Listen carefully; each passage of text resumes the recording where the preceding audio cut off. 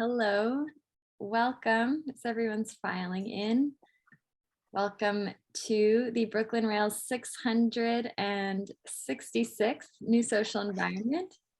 I'm Carolyn, a programs associate here at the Rail, and I have the pleasure and privilege of being your MC today for a conversation featuring Eric Fischl and Jason Rosenfeld on the event of Eric Fischl towards the end of An Astonishing Beauty, an Elegy to Sag Harbor and thus America at Scarstedt on view through October 29th. We are thrilled to welcome poet Joshua Edwards here to close today's program. Before we get started, the Brooklyn Rail acknowledges Black Lives Matter, and here in New York, we are on Lenape-Hoking, the unceded land and waters of the Wappinger, Canarsie, Munsee, and Lenni Lenape people of the Delaware Nation and Shinnecock Indian Nation. We recognize land acknowledgements are not a replacement for actual necessary decolonial work, but a reminder of place of the legacies of dispossession and enslavement that sustained and enriched the stolen land we are speaking from. And now to introduce today's guest and host. Eric Fischl is an internationally acclaimed American painter and sculptor. His artwork is represented in many distinguished museums throughout the world and has been featured in over 1,000 publications. His extraordinary achievements throughout his career have made him one of the most influential figurative painters of the late 20th and early 21st centuries. Jason Rosenfeld is a distinguished chair and professor of art history at Marymount Manhattan College. He has curated the exhibitions John Everett Millay, Pre-Raphaelites, Victorian Avant-Garde, and River Crossings. He is the co-author of the monograph Cecily Brown and a senior writer and editor-at-large for the Brooklyn Rail. Thank you all so much for being here. I'll turn it over to you, Jason. Oh, I think you're muted, Jason. I'm muted. I'm sorry. Thank you so much, Carolyn. Great to be here again. This is my 30th New Social Environment since March 2020. But this is going to be the best one because we have Eric with us. Welcome, Eric. Nice to be here. Thank you for having me. Eric's been on before. He's coming to us live from Sag Harbor, which we'll talk about. I'm coming to you live from the West Village. This is our 666th New Social Environment, the number of the beast, which is ideal for the Halloween season. But also, as some of you out there know, I'm a big baseball fan. In terms of home run records, we are between Willie Mays, who had 660 home runs, and we are approaching A-Rod, Alex Rodriguez, who has now happily retired to the booth, who has 696 home runs. So we're getting there.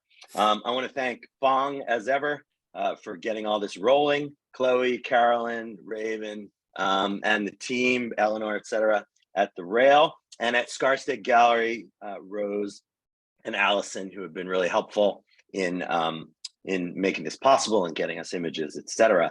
And I want to welcome Joshua Edwards, who's coming to us from Morningside Heights, who will be poeting it up at the end of the talk today. And one more personal thing, I want to dedicate today to Angus Trumbull, who died this week, who was a colleague of mine when I was a student at the IFA, Institute of Fine Arts, then a curator at the Yale Center for British Art from 2003 to 2014, where his greatest exhibition was Edwardian Opulence. I don't know if anyone saw that, but it's germane to what we're talking about today. Edwardian imagery and culture. It was a magnificent show, and who then was director of the National Portrait Gallery in Canberra in Australia, and one of the most entertaining and delightful people I ever met. We will miss you, Angus. So welcome today. I'm going to start the images, and Eric and I can get right to it, talking about his great new show at Scarstedt.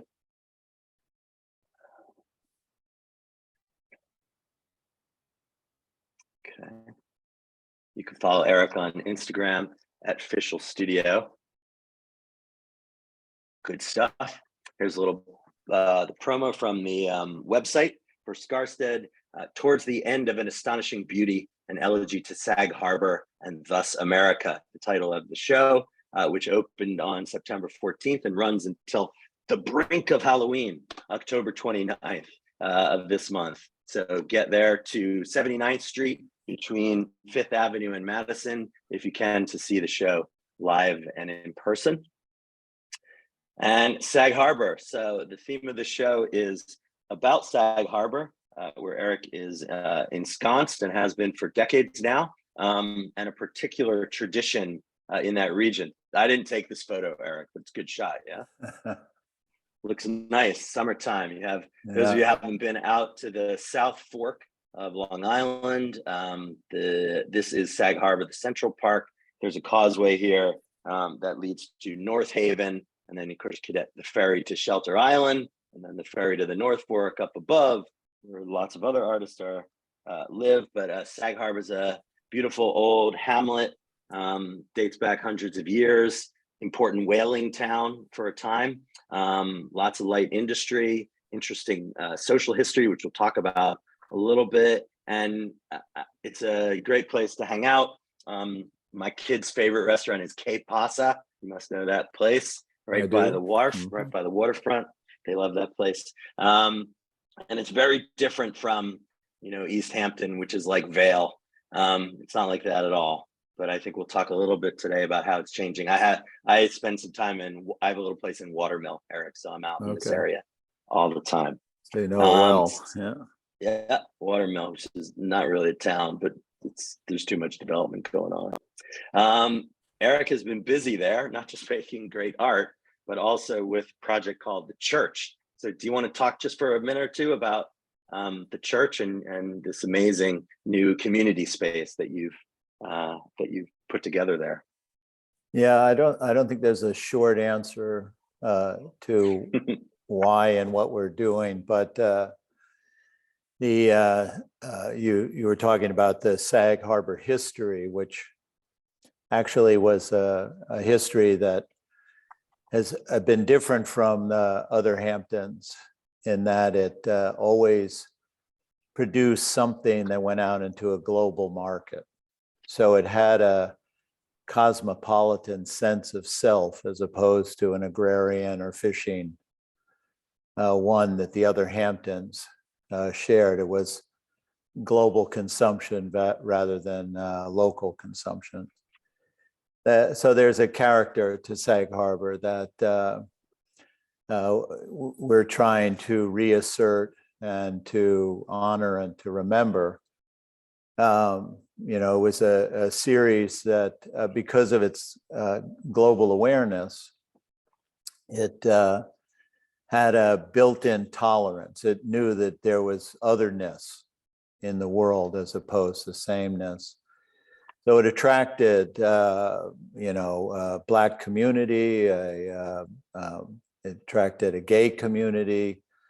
It attracted artists, especially writers, but a wide range of entertainers as well.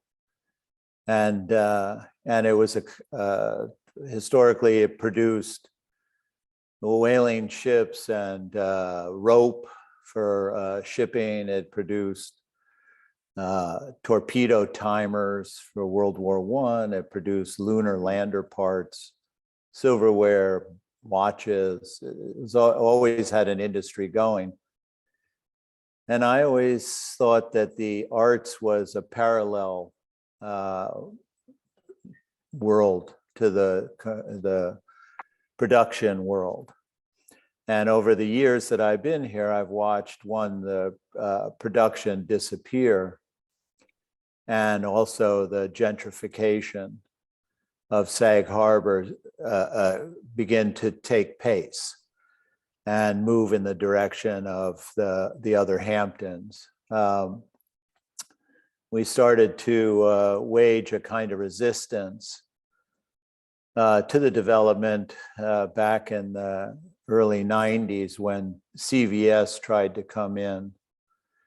And my wife, April Gornik, with some others, put up a very hefty resistance to uphold zoning laws that wouldn't let box stores come in. And CVS just finally gave up.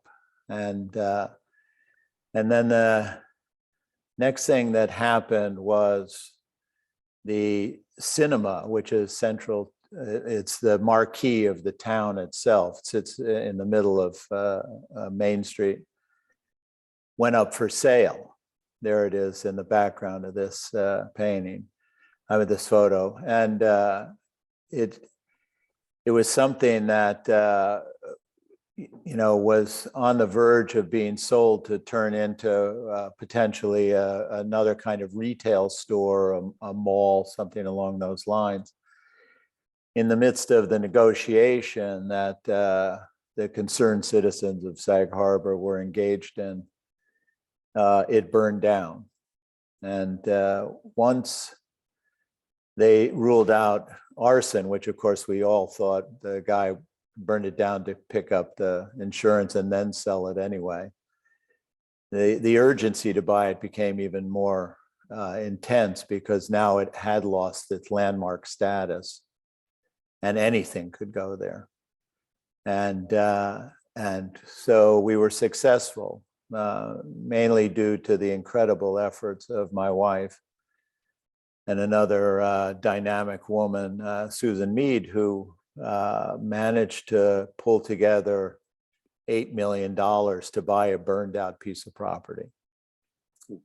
So two things I saw in this process. One was the not first, but there was $1 million raised very quickly from $50, $100, $500 donations. So that signaled to me that there was a broad base to this pyramid of people who really wanted this cultural icon to stay there. And then the big money that came in didn't come in from the people that make money in this town. It didn't come in from developers. It didn't come in from store owners, restaurant owners. The big money came in from artists successful in their field. It came from filmmakers, from visual artists, from musicians, theater, etc. And that told me that the top of this pyramid is saying something about a new possibility, which is that artists take control of gentrifying their own town. We're not going to stop gentrification, but can we control the quality of experience, the quality of life within that town? And at the time that this was going on, the church became available. It had been decommissioned as a Methodist church, desanctified, deconsecrated, whatever the word is, 2004, and then went through a series of owners, all with ambition for private interests, or condos, or home decor, showroom, or the one I bought it from was a luxury home for his new family. And each one failed for one reason or another. And we bought it with the intention of turning it into a community cultural center for creativity. And we weren't going to call it the church, but when people in town heard that we had bought the place, they kept saying, "Oh, I hear you bought the church. How's the church going? What are you going to do in the church?"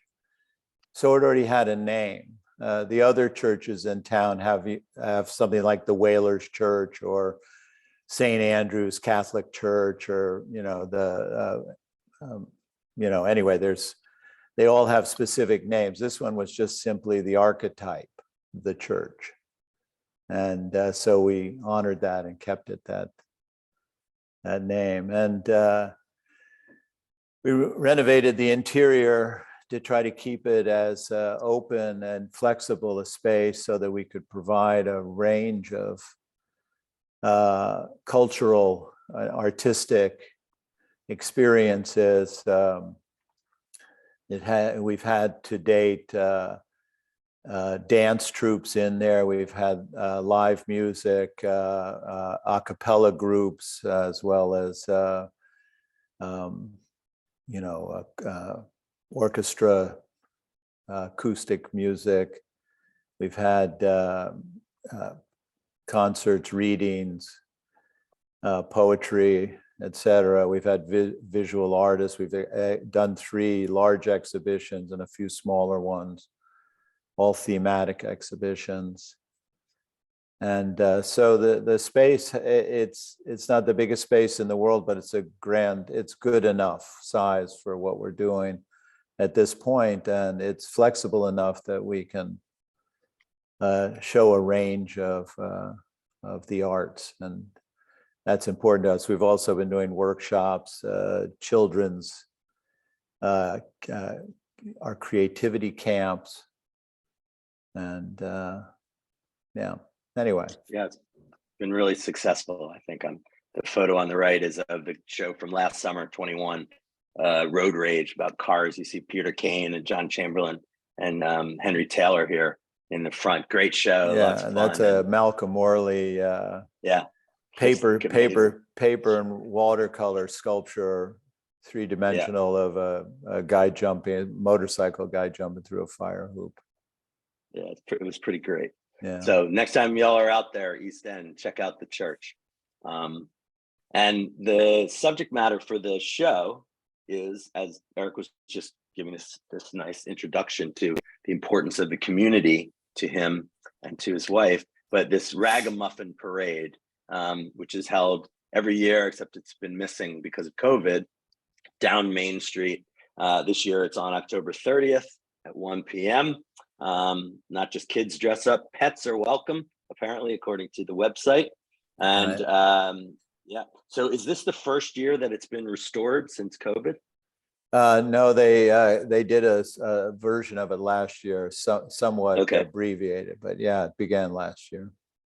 Okay, so the idea of the ragamuffin parade sort of comes from this odd post-Civil War tradition of kids dressing up as homeless people to go and collect candy from neighbors on Thanksgiving. And then it sort of, as I understand it, transformed into what we think of now as Halloween parades. And the Sag Harbor parade is not as raucous as the one that goes through the West Village, through Greenwich Village. But it apparently gets not yet, even though I think that's the ambition. We're trying to see if we can, step it up.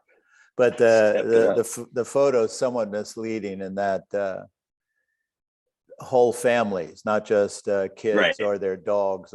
It's whole families, and that makes it gives it another dimension. Yeah, you see a couple moms over here, but I wanted to get the cinema in the background, which is beautiful. Also, go visit the cinema. Last thing I saw there was the French Dispatch. Food's good, popcorn's good, everything's good. Screenings are excellent. There's my plug. So this is a show that I did not see. It was in Paris, but it feels like a kind of prelude or precursor to what you're seeing now on 79th Street, an exhibit called My Old Neighborhood. There's a beautiful catalog that Skarstedt put out with an excellent intro by David Sally, old buddy of yours. And these paintings, which kind of access imagery, which is about the exterior, about streets, about communities, about there's a lot of architecture, houses in the background, and then curious things going on in these works. There's just something sort of inexplicable going on. On the left, the old man stays behind, and on the right, you see this image of the red balloon here with this really inward-facing figure in the center, and then a rabid dog, and the girl who seems to be totally nonplussed, not aggravated by any of it. But these sort of feel like a precursor to what we're seeing now in the show. And these are painted with acrylic, right? They are, yeah. I changed to acrylic right at the beginning of the pandemic, actually, which surprised me. In a way, I was when I was schooled back in the 60s, I started with acrylic, and gave it up fairly quickly to switch to oil paint, and felt like that was going to be it for the rest of my life. And I think between the time, the time I left acrylics and the time I came back to them, acrylics had changed a whole lot. So I look at my paintings and I can't see enough of a difference between the way I handle the one or the other. So it is hard to see, I have to say, because many of you may know that David Sally also shows in the same gallery at Skarstead. I did a Zoom with him about his last show, Tree of Life, and he's mixing acrylic with oil. He's been using a lot of acrylics, and it's often really difficult to make out which is which on the surface in these pictures. He seems to imply in the catalog that it's something that, as you guys are getting older, that you're taking up. But that's that we're doing Barnett what? Newman. What as you're getting older, you're taking up acrylic. It has a more of a fluidity in it. But Barnett Newman did the same thing. Barnett Newman switched to acrylic paints later in his career. It gave him a very different kind of feel to his zip paintings. But I guess it gives you the ability to work a little more quickly. Well, I think that's why mine was connected to the COVID. Was all of a sudden an urgency showed up. That there seemed to be a chance that this was a much shorter life than I had hoped for. So within that context, it was like, let's step it up, and not just step it up in terms of faster drying so it can move quicker, but step it up in terms of something that I've been trying to do for a very long time, which is this is me talking to myself about how to make a painting, how to construct an experience, and it's based on a kind of hierarchical sense of detail. I have this feeling that you want to move into the moment where there's an appearance of wholeness to what the image that you're first seeing. Then there's a deeper sort of engagement with what becomes the central aspect of the experience that you're presenting. So how do you sort of establish that? I'm showing you this tree, but you don't have to hang out here. This is the simplest image of a tree I could come up with. Or, do I have to paint all of the molding on the windows, or is it what signifies windowness? That kind of thing. And so, backgrounds. What is a street?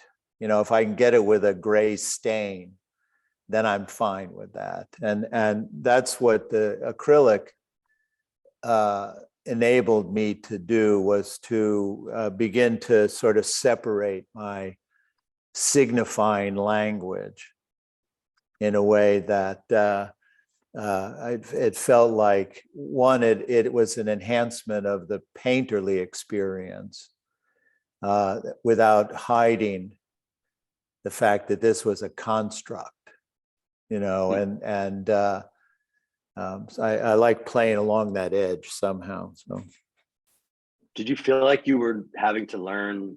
I mean, I know you work a lot in watercolor, and in your drawings, but do you feel like you're having to learn a new kind of language? It sounds like,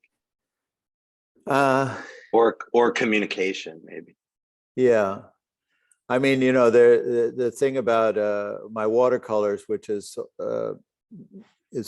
something where I try to control the outside of the shape and let the inside of the shape do what it sort of does with the material. So watercolor pools, and it I forget what the word would be, that it begins to create these little ferns of stuff that's spewing out from it, and whatever, which are very pleasing effects. So what I try to do is control the shape of the figure that I'm painting so that you never lose sight of that. Right. This is a figure dancing, moving, whatever it's doing, and all this sort of inner worldness stuff going on. And so to some extent trying to carry that over into the paintings. But paintings have a different kind of authority to them, and I can't quite get past that authority. So they move into a different kind of specificity more quickly. They demand. They demand more of a completion, more of a sense of completion and resolution. It feels like. Than the watercolors. If anyone wants to see great footage of Eric painting watercolors, I'd direct you to Eric Fischl, The Process of Painting, which is a short film made by PAFA, the Pennsylvania Academy of Fine Arts, 2013, directed by Edgar Howard. Exactly what you're just describing, that the way that you operate with the watercolors. Yeah. So let's look at the new works. Here's the entry to the new show at Scarsted with it's impossibly beautiful orchid on the right. But this view into the first gallery, which I was amazed to see and sort of pleased to see, there's only one work in it. Usually it's pretty stuffed with paintings that kind of draw you in, but it's only one work, which kind of sends a signal for the show. You Don't Need a Weatherman, ... from 2022. Here's how you see it in the gallery. And here's a photo that Eric sent me of it in the studio, I guess somewhere near where you're sitting right now, where you can see, this was in process. So there's a lot of work still to be done to it. But he was jamming on it. The sky was still blue, and that changed a lot. And actually it changes the way that you perceive it. And here's the painting, 2022.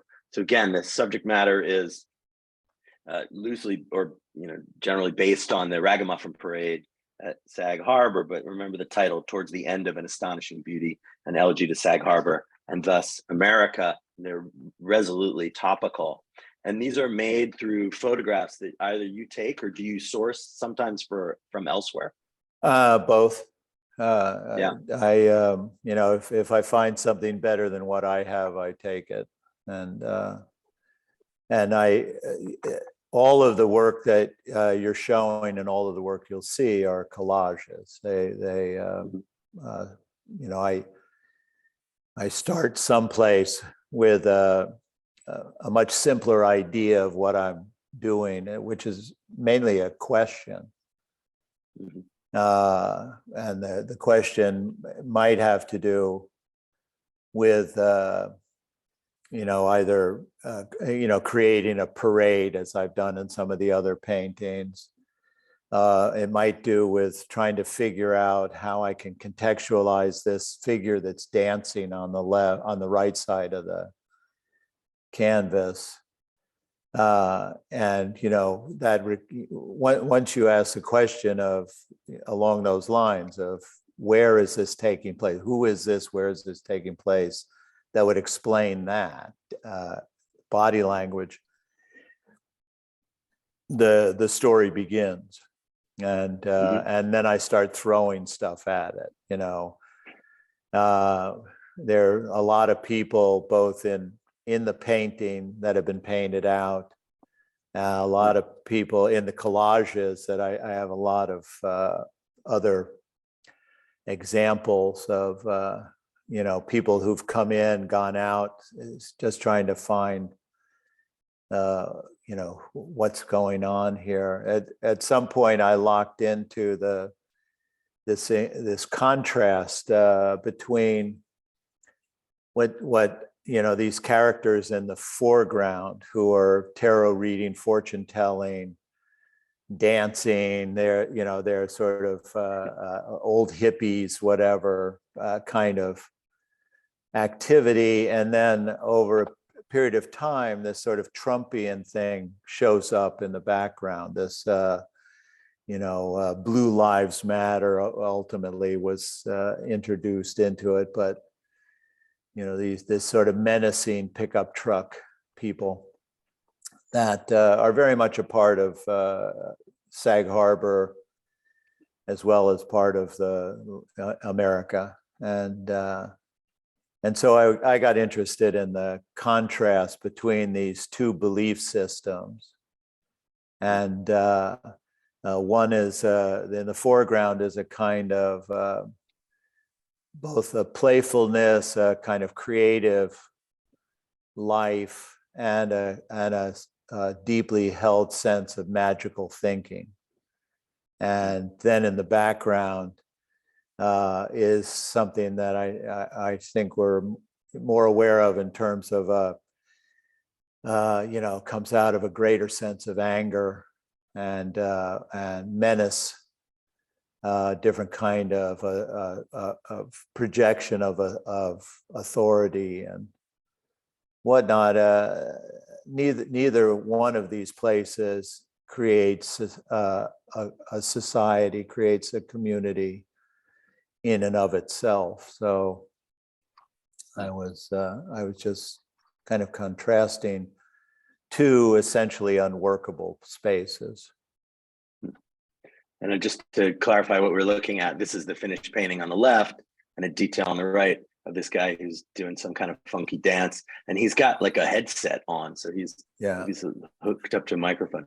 And these are two of the stages of the collage that Eric was talking about, where he's putting together photographs using Photoshop, I assume, right, on the computer, and then these are photoshopped, working out the composition. So eventually this woman goes away, these elements are retained. It changes and varies.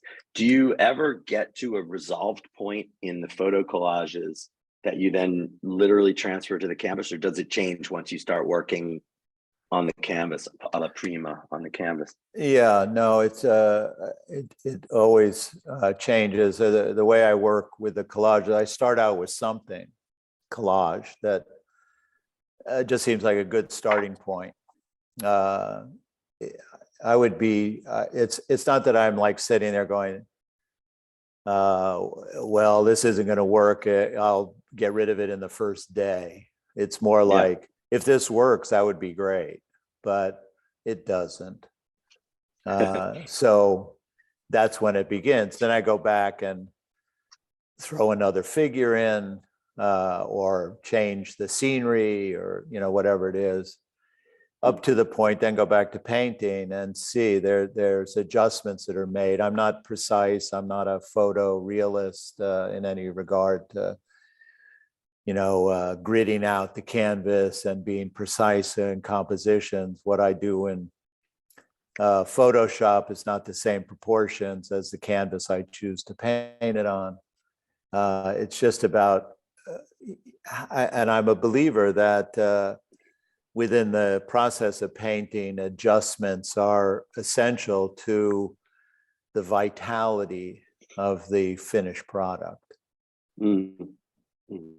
Yeah, the record of it is there, right, on the surface, in a sense. Yeah, you enter into a competition with the canvas. The canvas is a resistance, and your talent is a resistance as well. There's things you do well, things you don't do so good.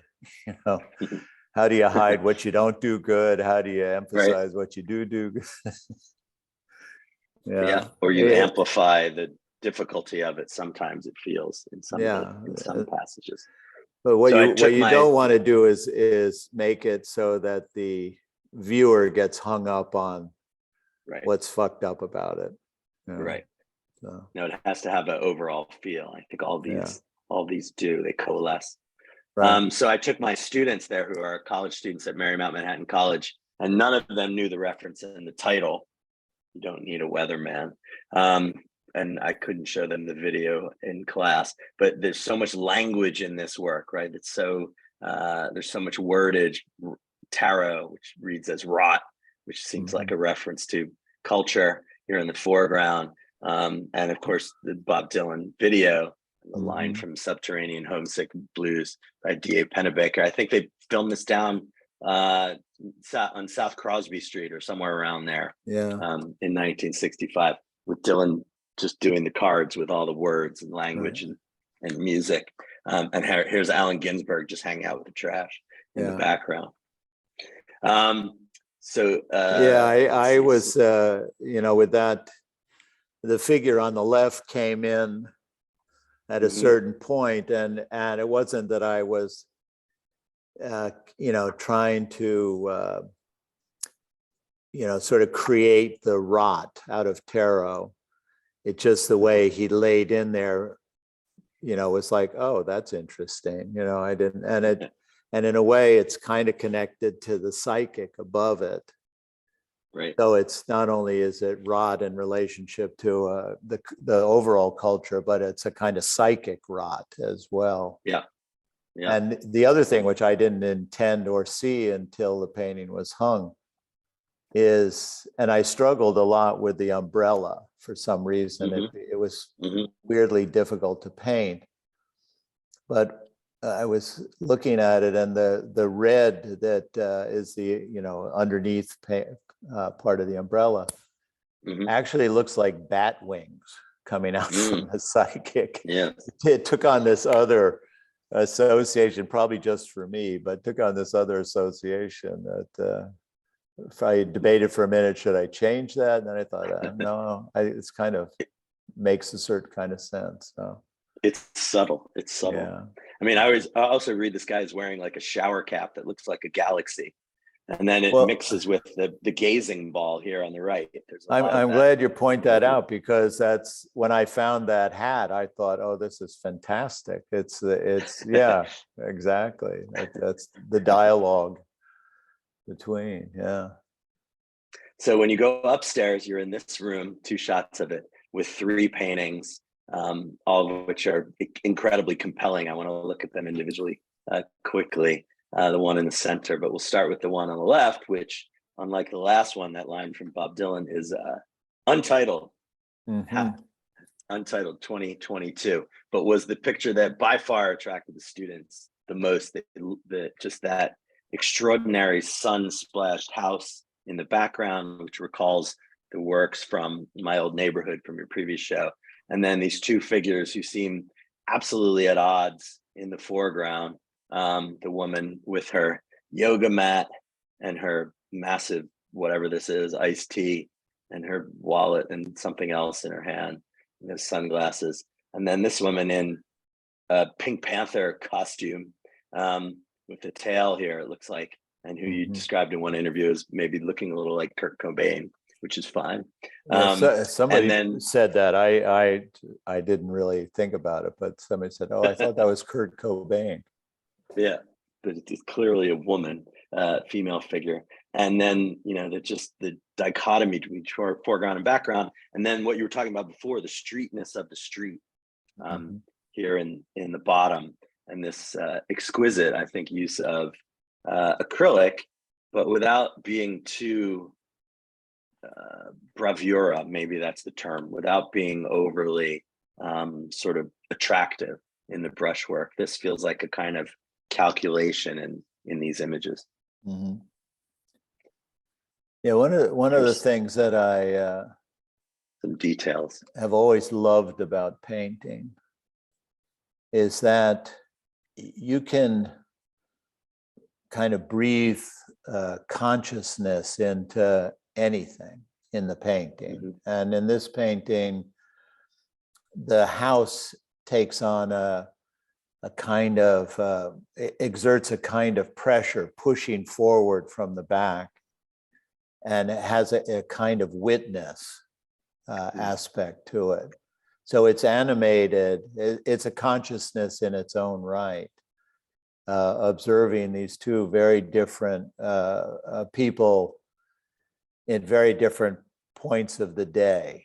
I was, really compelled by and struck by the kind of exhaustion that the woman in the panther suit had. She was at the end of something, and the other woman was almost sort of beginning her day, right? Going off to yoga or whatever. And so they have two different positions within the same period of time. And out of that is, there's a sense that the woman in the panther has, I would say, a more interesting story to tell. She has a longer sense of what was behind her that got her to this point of exhaustion. And this sort of, I was always assuming she was kind of heading home. But she has the hood down. She has the head down. She's done, right? Yeah, she's finished. Yeah. She put up a good show for her kids or something like that. Yeah, which we were talking also. You kind of wonder, where the hell are the kids? Right. Yeah, she ditched them. Yeah. And you were talking about the windows, and I took this detail of windows, which strike me as just a remarkable, brevity of execution. Something you've talked a lot in other places about how Manet does that so well. This sort of brevity of execution to convey something, and it's windowness, but also, like so many of these, that sort of dark element at the top, it has a kind of blend of someone wrote in the chat, humor and menace at the same time, which sort of rides through so many of these pictures. Yeah. And just to burst it a little bit, here's the photo that you sent me of that you had sort of working with in the early stage of collaging it. Yeah. Go ahead. I was just going to say, as you can see, people come and go. Originally, the woman with the yoga mat originally was just simply that woman with a brown bag full of stuff. Yeah. And that didn't work, so I changed it to the yoga mat. Ultimately made more sense to me. It was more of a specific signifier.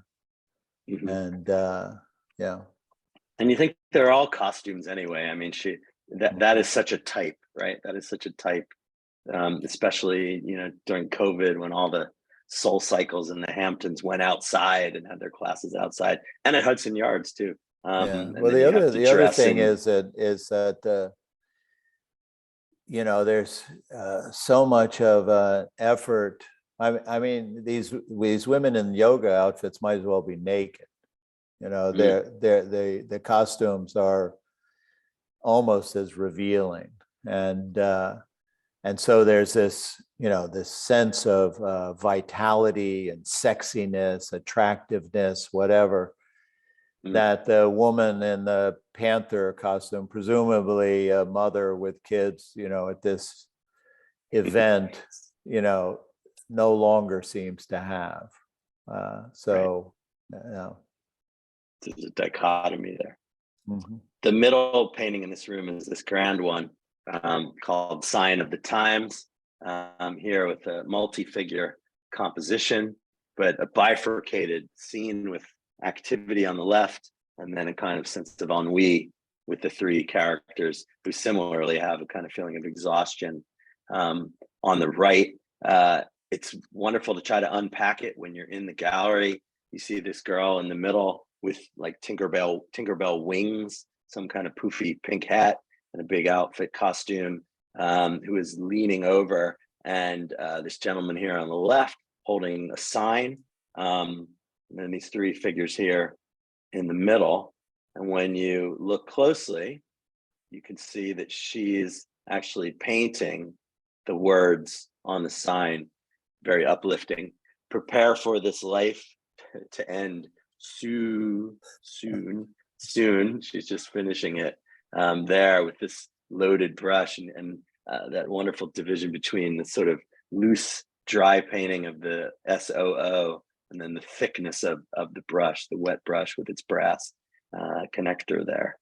And just to show people the the photos on the right, the photoshopped images on the right, with this figure who the sign, as you can see, has a different text. He's wearing a Puma hat. This person's very hard to place, who he is and what he's up to. But I'll just show you the rest of these, and you can see how Eric changes them, adds figures. It's really quite marvelous, and we appreciate that you're sharing these with us. And then takes out figures in order to get to the final image, which you see there in the upper left corner. And notice that I notice that, you know, I don't want to say you transformed it, because you're talking about how you make changes as you go, but the figure has become a Black man here on the left. And you were mentioning the Black community in Sag Harbor, which I encourage everyone to check out. Sag Harbor Hills, Azurest, and Nineveh Beach subdivisions, which were summer retreats post-World War II for middle-class Blacks who lived in the city or in the immediate suburbs of the city, and are now on the National Historic Register. But I don't know if that went into your thinking here, but there is an element of racial difference in this painting. Mm-hmm. And then the characters on the right are quite wonderful. And I almost feel like they're painted in a different way. This woman is, of course, on her phone with her bubble tea or whatever. This guy here, and then this figure without a face, with a Frankenstein trick or treat bag there on the right. Yeah, this was a kid that was wearing this outfit, which I liked, but didn't know anything about it other than a facelessness. And I was talking to somebody younger than me, and they said, "Oh, that's Slender Man." I was like, "Who the hell's Slender Man?" And I guess it might even be a Marvel character. I don't know. It's some character that's a faceless man that's very menacing. So yeah, who knew? I think appropriately, he's some kind of creepy internet character who abducts kids. Oh, that's what it is. Okay. A little ironic that a kid would dress up as someone like that. Yeah. But it came from an internet meme, apparently, although I had not seen it before either. But yeah. I like the guy. No, I was just going to say the guy, the sort of father figure, I guess. Yeah.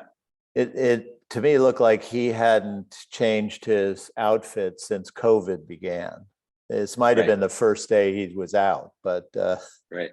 Anyway, it just, and his hair is all scruffy. Yeah, he's beat up from that experience, that isolation, and I love the sort of blankness of the look as he's watching this rather strange scene of Tinkerbell princess, whatever she is, painting a sign of doom. So right.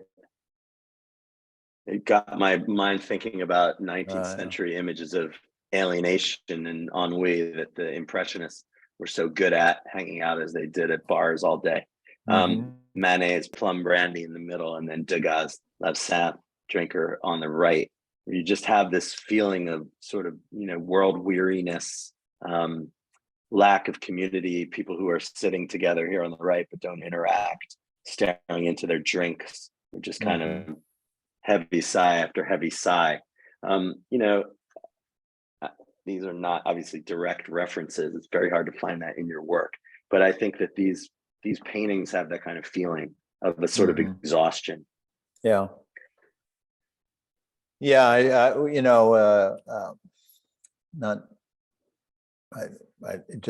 as an aside, I guess I should say, did I just lose everybody?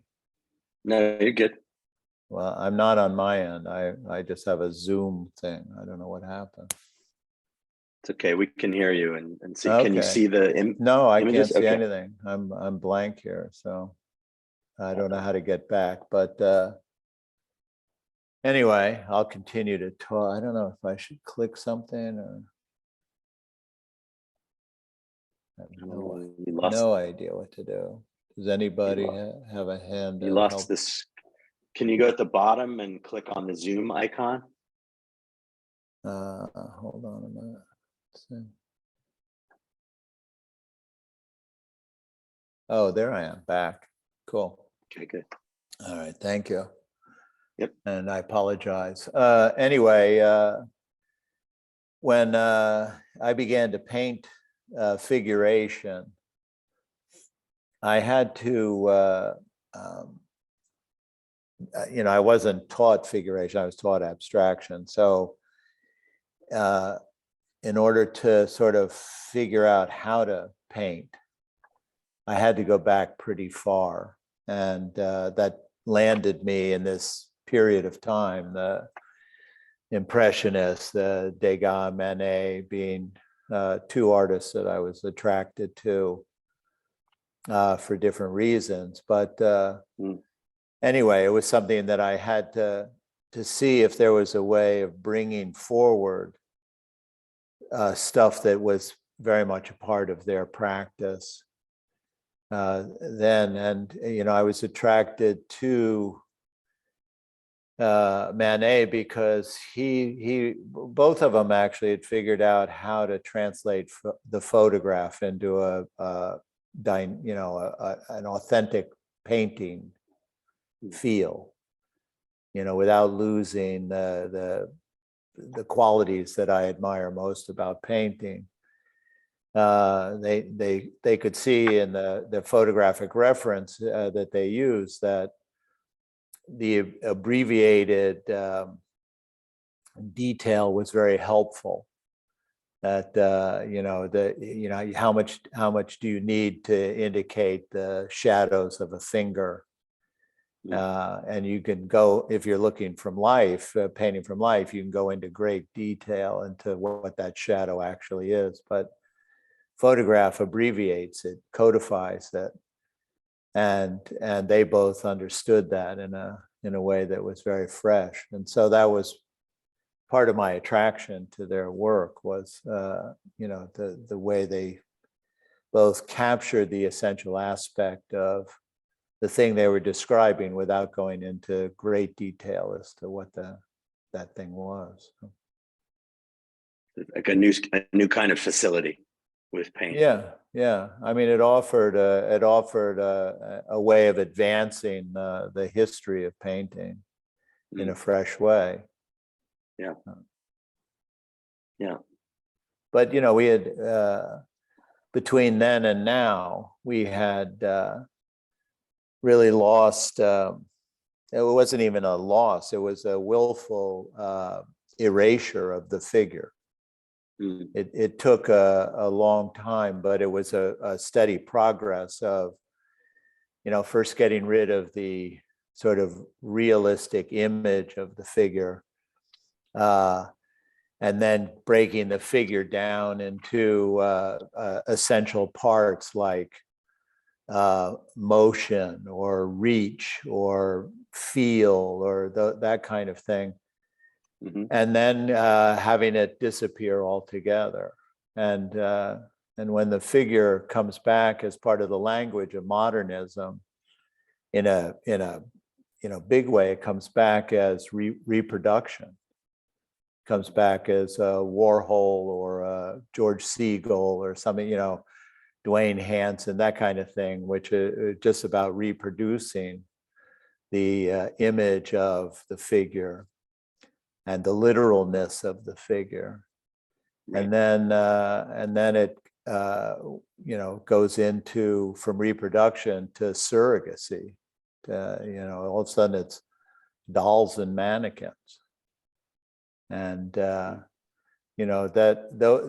of those things were what I was interested in for my own purposes. It's like trying to kind of keep the sense of our real world somewhat real, and as opposed to just metaphor or just symbol or something. So I'm interested in the way that you use photography to achieve that, especially in the context of the parade, because take a picture like this, a boy's life. If you're taking a photo during a parade, it seems to me that you can photograph people without self-consciousness. You can photograph people without subterfuge, right? Without fear. They're not aware of individual cameras, because there's tons of people watching them and they're on parade, literally display, right? They are themselves, they're kind of being themselves in costume, but they're not aware of you taking their picture. I think it feels different from when you would shoot maybe, people on a nude beach in France, where I'm just guessing, there's a little bit of self-consciousness that you're shooting people who, are not, I don't know if they're so aware of it happening, but on a parade, it almost feels like you can get what you want out of this and then transform that into these fascinating paintings. Mm-hmm. Well, I think what I've always responded to is body language. Mm-hmm. It's a reason I don't really use models, because I can't, one, I don't know what to tell them to do. And usually if they decide to do something themselves, they're very self-conscious about it. They're posing. I'm not interested in poses. Right. So yeah, finding that thing where there's a specificity to a gesture, physically a specificity to a gesture, but not a self-consciousness about it, a self-awareness about it, because I'm using them for things that they have nothing to do with. And it's not, I'm not telling their story, I'm telling a story using them. But for example, the two clowns in this, they were a husband and wife team. They were in on the street. They had set up something, whatever. I happened to, one responded to their wonderful sense of self in their costumes. And but I was particularly taken by when I photographed the woman with her purse, not knowing what it was she was looking for in there, and so that became important in terms of trying to figure out, here you have this kid who's dressed in almost like a devil drag costume. He's at that age of androgyny anyway. I called it boy's life to give it a spin, but looking at it, you could walk away thinking it was a young girl as well. Either way, they're inappropriately placed on a baby stroller. So they're more grown up than that being their vehicle. And the kid is like, he's not particularly happy to be there. And so somehow that it somehow activates the purse. Is she opening it up to give him a piece of candy because he's having a sugar low and he's hypoallergenic or whatever, or medication, glycemia? Yeah. Is she going in for the meds? Right. Et cetera, et cetera. She's nurturing, but is it positive nurturing, or is it, what is going on here anyway? So yeah. I always see that kids who are too big to be in a stroller, that kid should be walking. Clearly, clearly walking. Yeah, or sitting someplace else going, I wish I hadn't worn these fucking shoes. Right, these heels. Yeah. Pain in the ass. Yeah. And then you have the woman on the left, is such a curious, sort of a haunting figure in black with a mask. Yeah. And this fire hydrant, which just kind of pokes out there.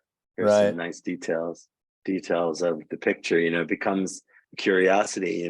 You're being playful with the title, but of course, it melds with so many of the other themes of your works, male adolescence and the evolution of the male starting back in the 70s, right? Things that you were subjects you've been working with. It feels like a continuity with that. And I love like you talk about the punctum of the purse, but this little detail of the electrical bits here, mirroring the gutter here on the top left of the painting, just something that it doesn't need to be there, but now you can't imagine it not being there amongst Yeah. the clapboard of the house of these Mhm. old, clapboard houses in Sag Harbor. And then there's this bizarre shape here on the right. I thought it was like a John Baldessari, nod to John Baldessari. This The just dot. orb, this kind of, Yeah. the dot, blank dot. But of course, you talked in another interview that it's a balloon, fragment of the balloon. Here's the photograph, or a version of the photo. Yeah.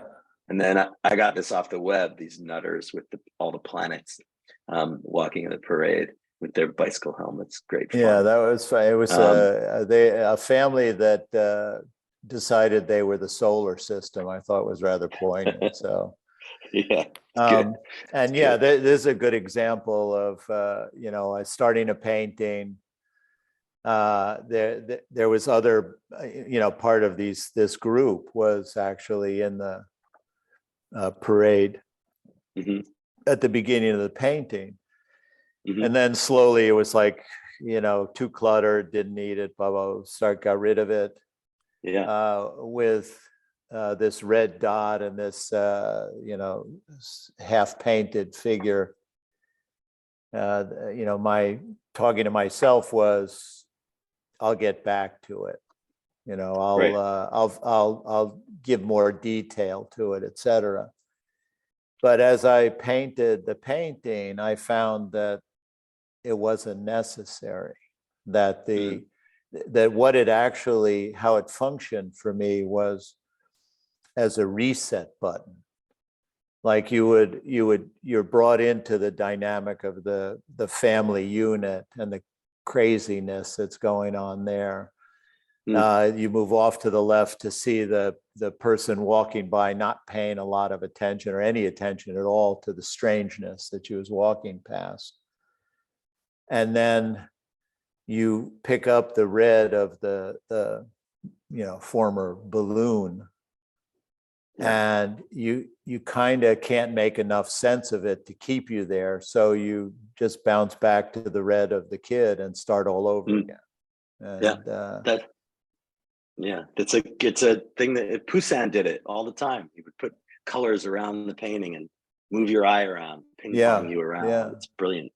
It's a great you have gambit. to do that, I think. Yeah. Let's look in the next rooms, and we're gonna move on a little bit.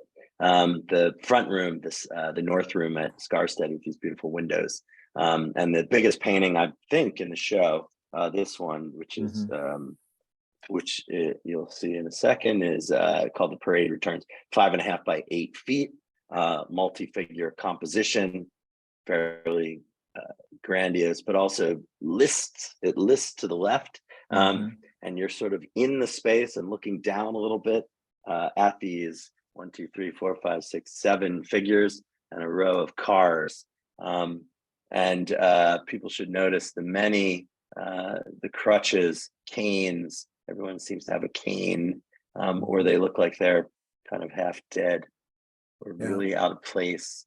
And this bolt of yellow, which in the top left reminds me of the bolt of lightning in Bellini's St. Francis at the Frick, as if there's some kind of heavenly thing watching over it.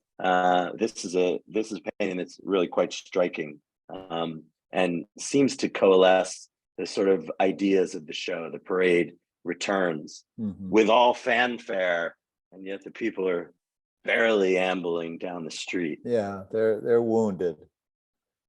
It's a return from what? Right.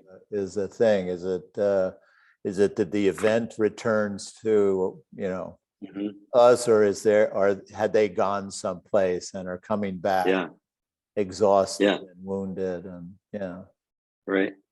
And it's like, this is what we've been waiting for. This parade.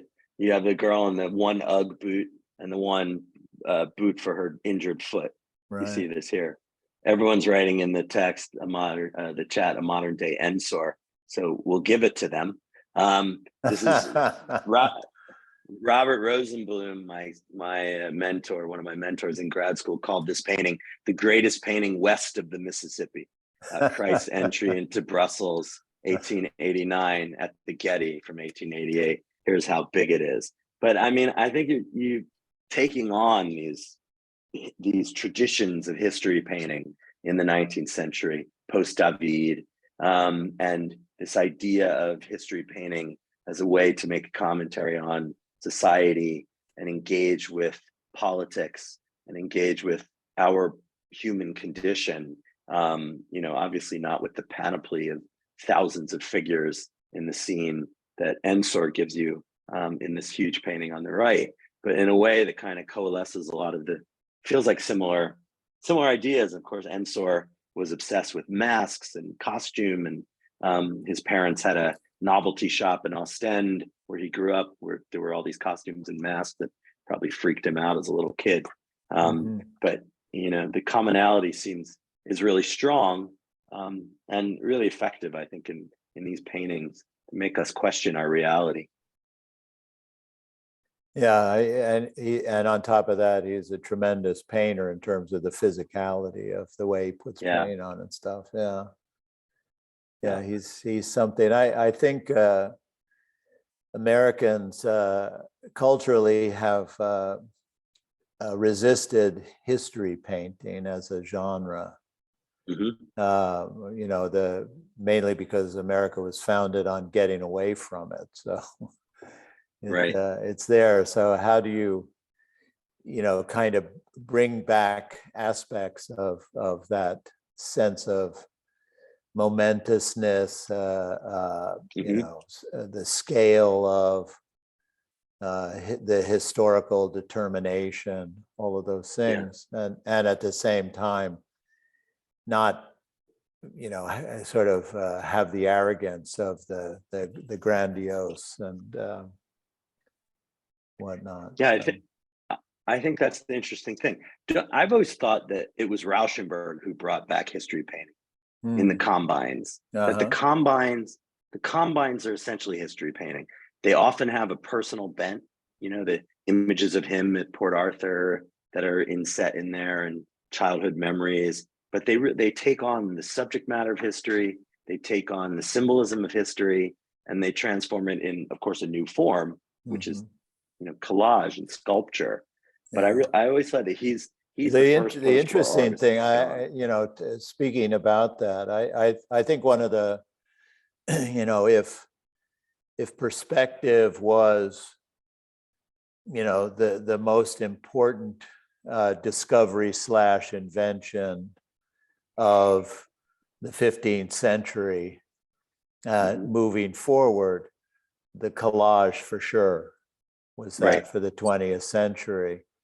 And one aspect of the collage, if perspective found a mathematical construct for representing how we see in space, the collage was a device for showing us how we think, right? That it was our thoughts are made up of composites of impressions and fragments of memory and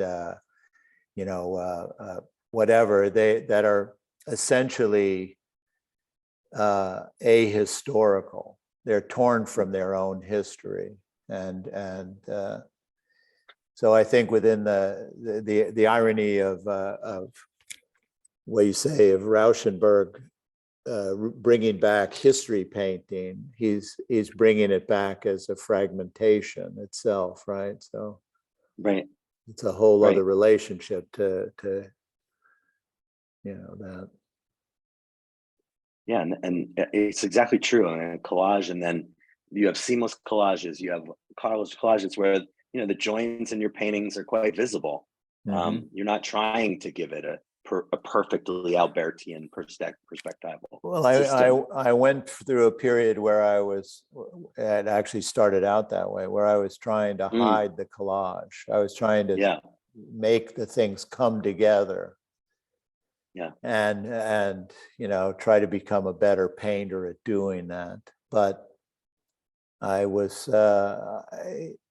realized at a certain point that, in fact, I'm actually not interested in that. I'm interested in that play between the tension of something coming together and something blowing apart.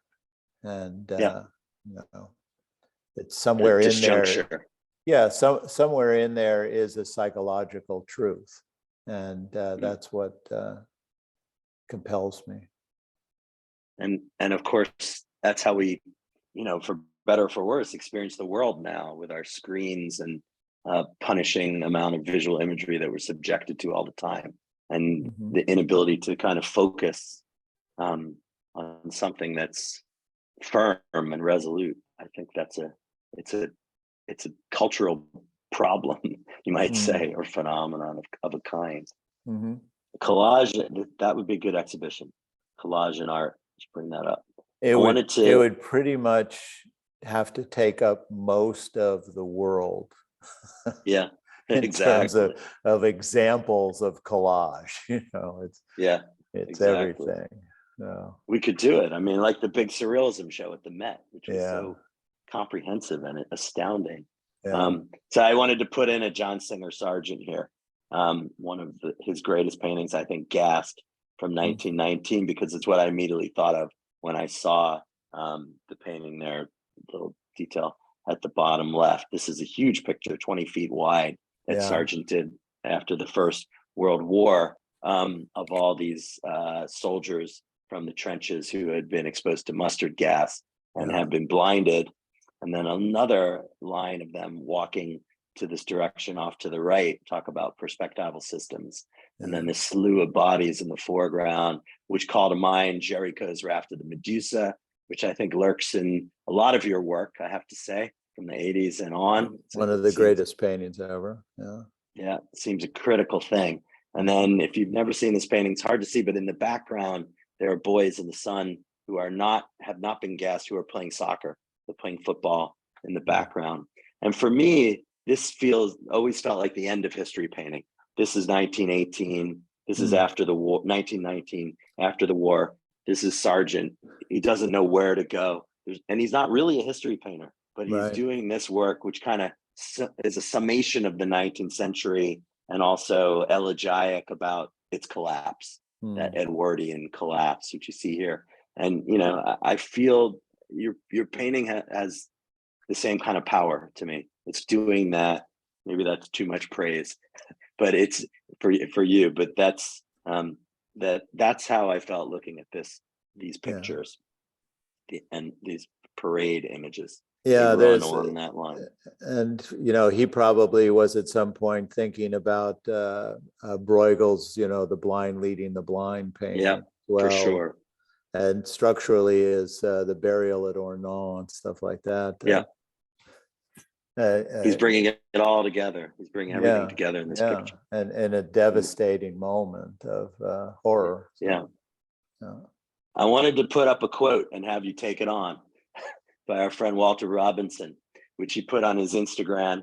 Walter Robinson's very entertaining. But he wrote about this show.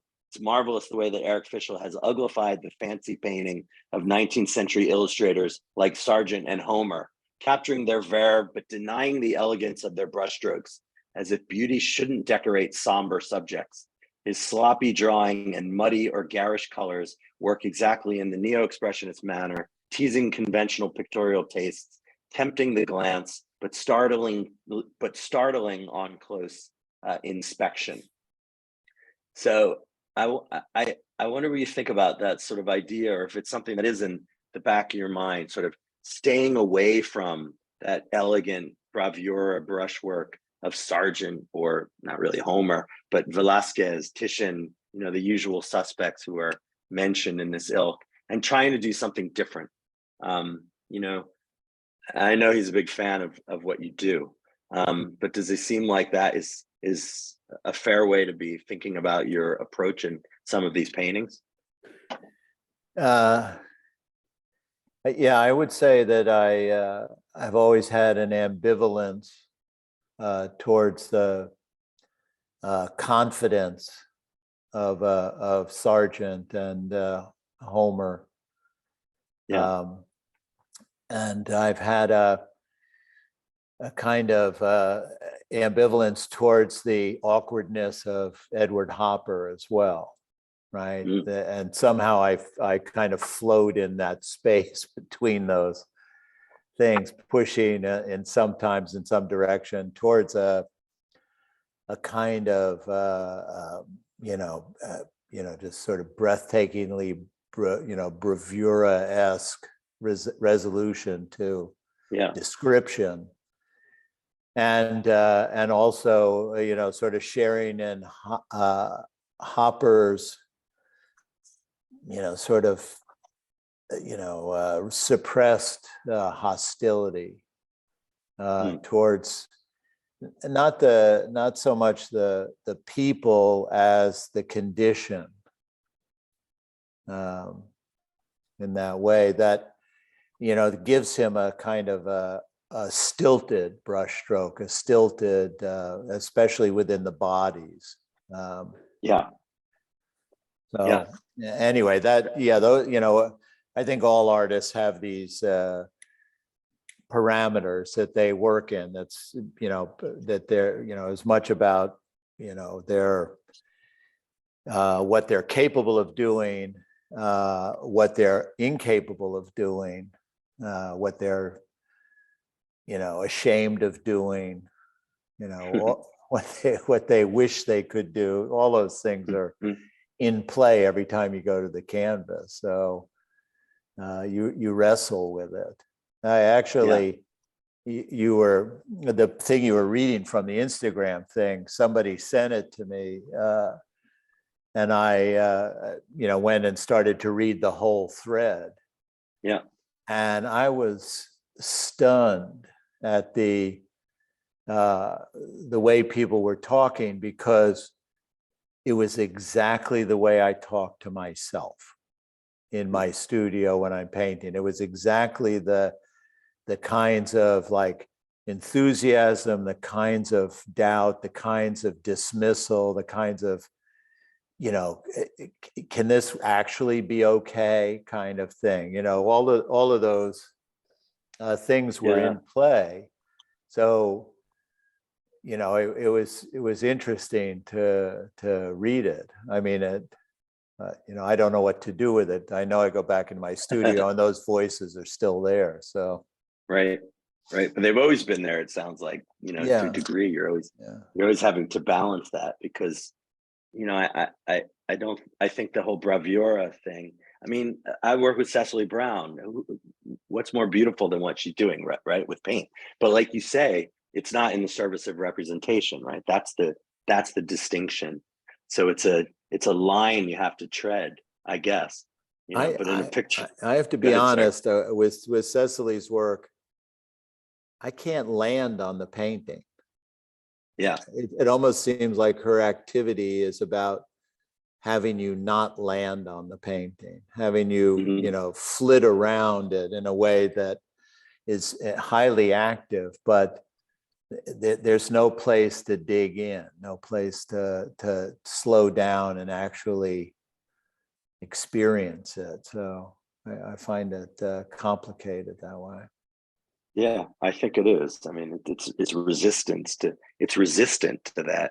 Mm-hmm. You can't ever be on solid ground. I'm somebody that I like to make up broad declarations in the form of, there are two kinds of this, or there are three kinds of that. So there are two kinds of painters in this one. There's painters who it's about energy, and it's about sort of capturing energy. They're painters that you don't remember which painting this was in or that was in, right? They all blend together in a way that keeps the impact of the work fresh. Bruegel, not Bruegel, I'm sorry, Rubens is a good example of that kind of artist, where you're in this swirl of activity and muscle and flesh and stuff, and one painting to the next, it doesn't matter. It's all the same kind of thing. Or Pollock, of course, is a good example of that. Cecily Brown would fit into that as well. Yeah. And then there are the other artist is the one in which you see it once, you never forget it. It's it burns on your retina, burns on your brain. Michelangelo is a good example of that artist. Hopper is a great example of that artist, et cetera, where there's something where you see it and you could describe where everything is in it, kind of thing. Right. So. Right. It's a design. You think it's more of a kind of design sense? I mean, iconic. No, I design. think it's just the fact of a perfect relationship between image, content, and how it was painted. Right. So. Right. The perfect balance there. Yeah. Huh. Anyway. I mean, thank you for all these answers. It's absolutely fascinating. I love hearing you talk about these kinds of ideas. We're really yakking on here. I know. We're almost done. I just wanted to show you a couple more things. One more picture. This is great details here from Please Wait, Sir. I was fascinated by the way that you conflate the foreground figures from the parade. And then you said this was your childhood house. Was this in Port Washington? Yeah. In Port Washington. It was one of the houses that I lived in, but particular significance to me. And then the car with the fake wood paneling, which we had a Chevrolet when I was a kid, same kind of thing, station wagon, and immediately reminded me of the great Robert Bechtel. Right. And this idea, 61 Pontiac, which is at the Whitney. Talk about an iconic picture that you can't forget. This, I think, is one of them. But that this is also another pole of this image of figuration. This guy doing these paintings in the 60s must have seemed like he was from another planet in a period when abstraction was at the fore. But when you go see this work at the Whitney, you're astounded by the painterliness of it, the way that he's played with the reflection or the lines of his wife's skirt. This is a self-portrait of him with his family, the triptych format. I think it just gets better and better. And I think, he's doing the suburbs in a way, in a kind of very removed way. Did you have any memories of him from the period? Of course, yeah, of course. He casts a large shadow. So, trying to sort of find your voice, moving through it. I was schooled out in California, so the light, for example, that he captures is, it's a particular kind of light. Hockney obviously got it as well. That immediately speaks to the contemporary or to the modern anyway. Right. It's a certain kind of high contrast, sharp edges. It's inherently abstract. It's not atmosphere, it's airless space. All of those things tie into a lot of the sense of not only the experience of the modern world, but also the language we need to use to capture it. And so, absolutely. That's a very eloquent way of describing how a figurative painting can be modern, which I think people are still resistant to. But you nailed it. I've taught at the New York Academy and for many years, or I've lectured or I've critiqued or whatever. And it comes out of the 19th century French Academy model and stuff like that, and very dedicated to technique and to realism and to whatnot. Right. But it's one of those things where you keep saying, why don't you put in a fluorescent light, for God's sakes? What's with the candlelight kind of illumination? It's make it real, make it now. It's as simple as that. What is it that says this couldn't have been painted at any other time? Make it temporal. It's true. It's true. All right, last work. Here it is. This is one you got to go into Anna Maria's office to see. But this is an image which is called Old Dog, part of the show, and I have to say, they're ravishingly painted hair, back of this girl, and then this scruffy dog in the water.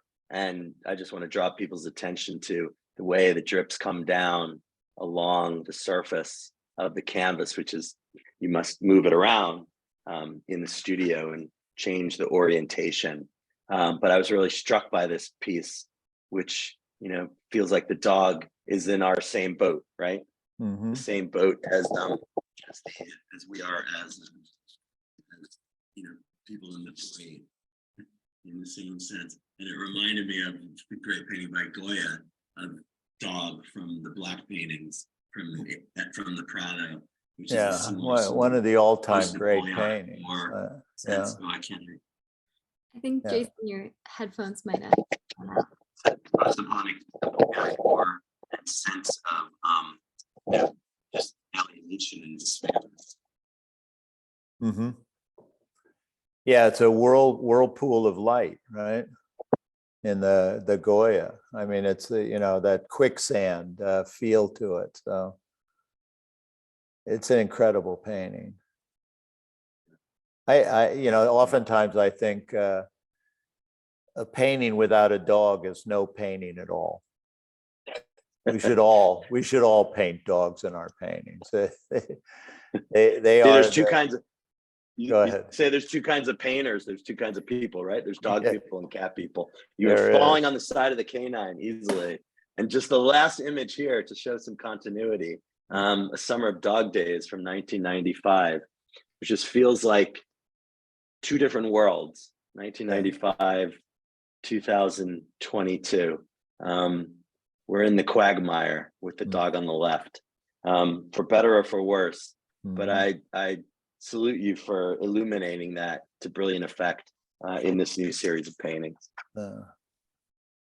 So thank you for taking the time to converse with me today. I'm going to turn it over to Carolyn for some questions. I'm sure we have some questions. We have a lot of people there watching and listening, but thank you so much, Eric. Yeah, well, let me just say, Jason, thank you. That was the best researched, most thoughtful interview conversation that I've had in a long time. So I really appreciate what you went through to get it. So my pleasure. I'm enjoying the work so much.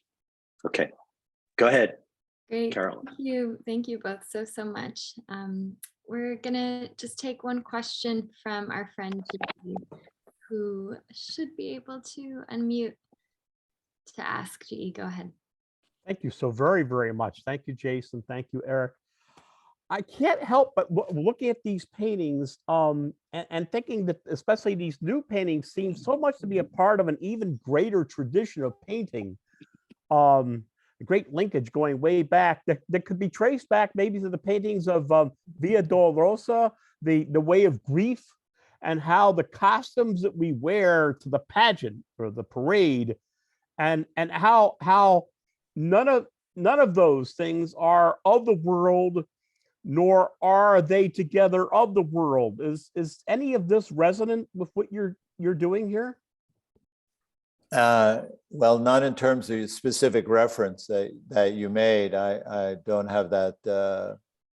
I don't know the painter you're talking about or the painter you're talking about. More of a tradition of the ancient paintings of the Way of the Dolorosa or the Way of the Cross, or okay. of suffering, the ways of suffering, those paths of suffering. Yeah, I think that all those things, first of all, are infused in our understanding. It's in our, storylines, our fairy tales, our whatever, things that we're brought up on that I think are there. I think, for example, of Watteau, the embarkation to Cythera and stuff like that. That sense of a going to an Edenic possibility, or a hedonistic possibility as an escape, and then the return from, which is full of exhaustion or disappointment, or those kind of things. That cycle of search I think is very important to the way I am looking for meaningfulness in life, in my life as well. You know, in terms of an obligation for the artist, I think that the thing that we're supposed to do, that our roles socially, so, you know, societally, is to, because we're gifted at doing this. So it's not that we simply choose it. It's we're gifted at doing this, which is reinterpreting our past in a way that brings it or keeps it alive, and, you know, sort of pulling the things that, you know, each time that, you know, artists live in, they try to find the most meaningful aspect of that historical narrative that they pull forward in a fresh way that makes it feel like, yes, we're both connected, deeply connected to the history, and we're in a specificity of this moment and stuff. So, you know, anything that I do that resonates with the past, I think is intentional, even if I'm not being, you know, completely focused on it. But all of those things have archetypes. They're archetypal to us. So, you know, trying to find where the archetype is in a group of people moving in one direction is, you know, is aspirational, and yeah. Well, thank you for showing us the fresh way, that forward path. Thank you. Thank you, G, for that question. Thank you, Eric. This is just, been so incredible. Thank you both. At the Rail, we have a tradition of ending our community events with a poetry reading, and today I'm so thrilled to welcome poet Joshua Edwards here today. Joshua Edwards is the author of a half dozen books, most recently The Double Lamp of Solitude, and he translated Maria Baranda's Ficticia and co-translated with Lin Shu Lao Yang's Pea Poems. He directs Canarium Books and teaches at Pratt Institute and Columbia University. Thank you, Joshua, so much for being here. I'll turn it over to you. Great. Thank you so much, Carolyn. Thanks to Eric and Jason, Eleanor, Chloe, everybody at the Brooklyn Rail. I really appreciate this opportunity. It's great to be in the company of artists, even if it is virtual like this. So yeah, I'm gonna launch really quickly into this. It'll be a short reading, but I'm gonna start with some of the poems from the translation that my wife Lin Shu and I did of our friend Yang, whose name we used his artist name, which is Lao Yang, but he's a really interesting person, and I guess activist is what we would kind of call him. He spent a couple of years in prison while we were translating this, and so that was like one of the strange parts of the book. Another was that he wrote part of the book while he was in the States in our home. So there are moments in the book in which he's writing about experiences that we have in our own home. So I'm just going to read a couple of fragments kind of from this. Suffering from stomach cramps, kidney problems, and muddled thinking, I wrote some pea poems. Don't call me a poet, call me a piss person, like a juicy meatball bursting suddenly in the mouth and spilling out. Piss person. Midnight train, love letter. The potato flings farmer into field. The stone tosses the primordial into time. The planet hides galaxies in nebula. Eyes are led by the gaze into love. Oh, great compassionate Buddha, Buddha who has long been compassionate. My dearest, look at that. How can I show you my heart, having lost my footing in the water, step by lotus flower step? If night is gentle, evil will fall away.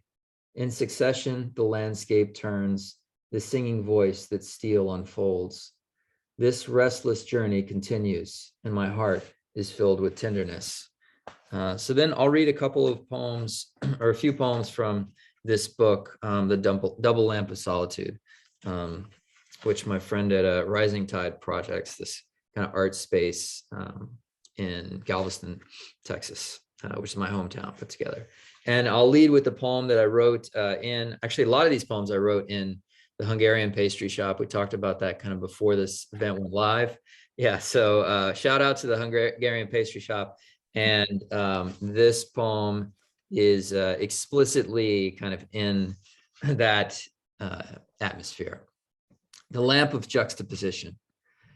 Drinking their 5th cup of coffee, someone sits alone, studying an Italian dictionary, while at the neighboring table, 5 people laugh at a joke about Rome.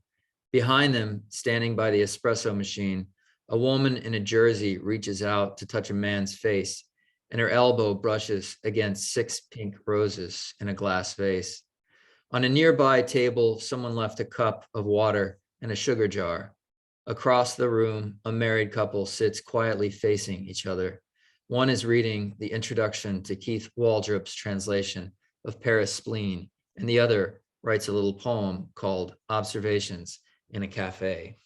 I thought that poem also sort of maybe went with the paintings the best, the way that the people are arranged in it. So this is from this book has this series called Lamp of XYZ.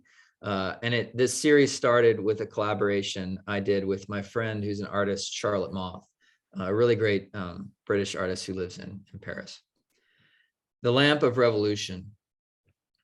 Like the small light that will confirm misunderstanding as a great shadow behind a small person, some crimes stand apart from themselves to become laws. And then flows the blood that washes clean a great multitude, but only after their tragedies have ended. And so one way of life consumes another as the future takes revenge on the past to save it from a history of resentments. What confusion is there always in the way that one would speak of who one was, of their excesses and wants, these contagions often confused with life. The world changes, but not the way the people in it change. The better the teacher, the less useful they become with age. As each epoch invents the means by which the next will destroy it. God is the sun is set, it rises again, then redisappears. And I'll read one more. And again, thank you all for everything. This is called The Lamp of Art. Judith beheads Holofernes. Oh, the mind has mountains. Dante ascends imitation marble stairs from a season of heat to a season of cold. Beginning and beginning again, the eye opens to see the border of its galaxy and finds there a snake. Opening hour, birds in the eaves. Behold the grand fountain where Eli broke a tooth, where Sylvie gave birth, where Fatima and Abe learned to dance. Brought here dismantled from Ohio in a trailer pulled behind a 2003 Kenworth T800 driven by Dave, who was named after the musical shepherd who killed a giant, became king, conquered Jerusalem, did bad things and fled, then returned to rule once more a kingdom of crystals at the sea's edge. Oh, the mind has mountains. Judith beheads the jadeite cabbage, the Berlin green head, and the artist's portrait of his father, also greenish. Thanks again.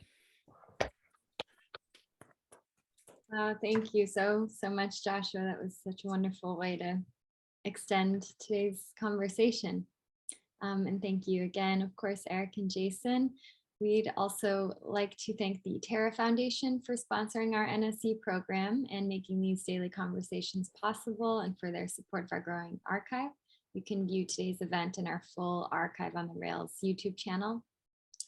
For the past 22 years, the Brooklyn Rail has provided a platform for the arts, culture, and politics through our monthly publication and public events like our daily NSC. Please check the chat for a link to donate to support the writers, editors, and operations here at the Rail.